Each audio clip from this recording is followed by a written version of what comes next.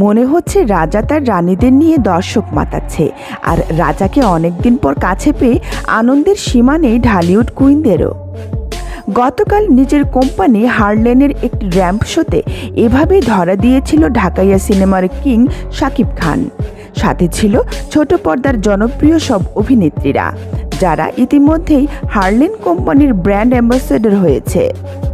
চলুন দেখে আসি কে কে গতকাল শাকিব খানের সাথে পায়ে পা মিলিয়েছে। প্রথমেই আসি বড় পর্দার দুই লাস্যময়ী সুন্দরীর কাছে। একজন হলো মিম আর অন্যজন ডানাকাটা পরিমণি। ও হ্যাঁ, পূজা চেরিও কিন্তু রূপের ঝলক দেখিয়েছে গতকাল।